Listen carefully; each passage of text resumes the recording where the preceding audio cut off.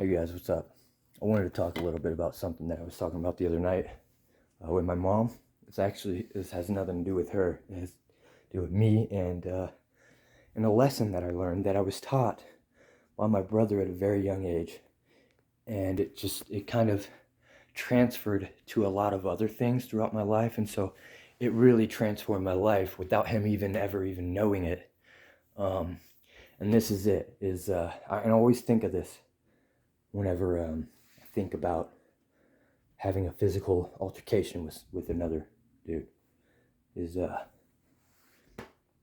if you are 100% confident that in this fight that you are going to be the winner and there's no match, and but you go ahead and fight the guy anyways, at that point you are taking advantage of another human being, and that ain't cool. And that's the way I look at fighting. And so that's what I was bringing this up was when I mentioned that I was called out by this 60-year-old dude. I don't think I mentioned his name, but he also had like 5 DUIs. I think he had done a little bit of prison time, but not much. Maybe it was like a year or two. And then my cellie was, I think, the second or third oldest, next to Oliver. Oliver, don't know his last name, don't need it. You can look all this shit up on the new on online because it's legit. Like, it was on the news and everything. But Oliver was dope. He was like 65 or something. He might have been 70. But that dude was a modern day Robin Hood. He basically uh, robbed a bank and then took all the money and threw it out in the streets for everybody, and then went to the fucking get this, went to the Starbucks across the street and bought a coffee and waited for the cops to come for him.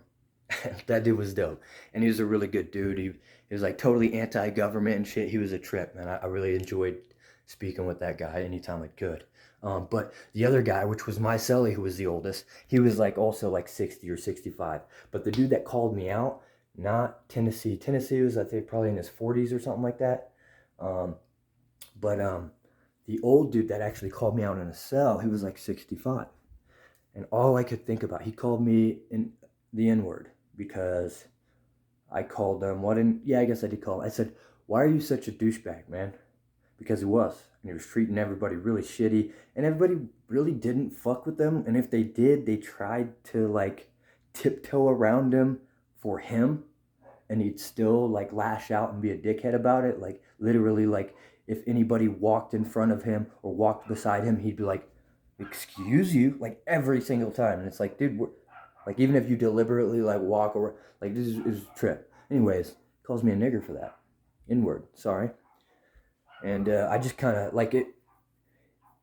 It surprised me. I had never been called that before in my life, and this is like, there's only one black dude in this entire jail, and he's an inmate, and he's in his like early 20s, and he's in the Space Force, and that's I felt really guilty for this because when he called me the N word, I looked around and then I looked at I don't even remember his name. He was actually a cool kid. He's like one of the whitest black people you ever met, but like huge nerd and just really down to earth, nice guy. At least it seemed. I don't know. I don't personally know him, but like I think he was in there for like hallucinogenics or something while he was in the Air Force. They kicked him out, him and a couple other guys. But yeah, anyways, I looked at him. I turned and looked at him because I was waiting for his respond from that word, and that made me feel guilty. That when that word was used, I turned to the only black dude in there, waiting for his response because I was surprised, man. I was blown away that that word was used first off, but also that it was directed towards somebody that was not normally, um, you know what I mean? Like, what's the word I'm looking for? I don't know. Anyways, you get the point. I felt really guilty, and I was surprised. I kind of was just like, "What?" That was my reaction. I was like, "What the fuck? Did he just call me what I think he did?" And he's like, he basically just called me because he would call me an idiot or a piece of shit. I don't know what the fuck he meant by it, but that jail, Teller County, is the most racist place I have ever witnessed in my entire life, and I'm not kidding. And Where I'm from in Oklahoma, if you're a white man and you're throwing around the N-word, you better not put a hard R on it, and you better be hella tight with a lot of black folk, because you're gonna get your fucking shit kicked in just for saying that word. Whether it's jokingly or not, you better be tight with them, because if you said something like that, bro, that dude would have, at that moment, oh my God, I feel bad for him, because at that moment, that word slipped out of his mouth. In Oklahoma, you would have seen about 15 black dudes just pummel your ass, bro. And you would not look the same afterwards, I promise you. So, like, people here, they don't, I don't know, maybe they're from places that are hard, but it's different here, bro. It's way different here. And I know that because whenever people were going from Teller County to county here, to Springs County, which is way worse, they were like throwing a fucking huge, like everybody does, you know. It's like if you're in this small town jail and they say you're going to county, you're like, fuck, now I know I'm gonna get fucked with, because county, there's a bunch of hard motherfuckers in there. There's people in and out of prison going in there, because that's like the main jail in the entire state, right? So it's like people, when they realize they're going from the soft jail where they can get away with a lot of shit and they can punk people and act tough and act hard, then they find out they're gonna go to the county. They're like, oh no, fuck, my fake ass shit ain't gonna last a day in there. I'm fucked. Now I'm gonna cry and fucking act like I'm crazy so that you guys can admit me into a ward instead and I don't have to go. That's what they do, bro. But it's retarded. But yeah, man, it's crazy. And so like whenever he called me out, he called me an N-word, and then he steps back like with his arms, open, just kind of like, come on, man, what, come on. And then he goes to it. His cell is like right behind him. Goes to his cell, opens the door, goes in his cell, leaves the door, and he's like, come on, man, we can shut the door, we can blah blah blah blah blah. I was like, bro, the camera's right there pointed at your door. Nah, first off, I'm not getting another charge. I'm out in, I think it was like 5 or 6 days at that point. And I